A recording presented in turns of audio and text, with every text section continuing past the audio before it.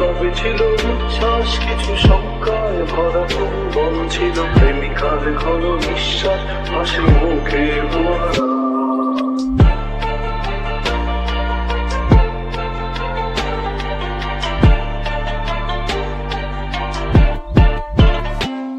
এই অবেলায় ফোটা কাশফুল নিয়তির মতো নির্ভুল যেন আহত কোন যোদ্ধার মুখে বেঁচে থাকা এক মেঘফুল যদি ঘরে ফেরা পাখি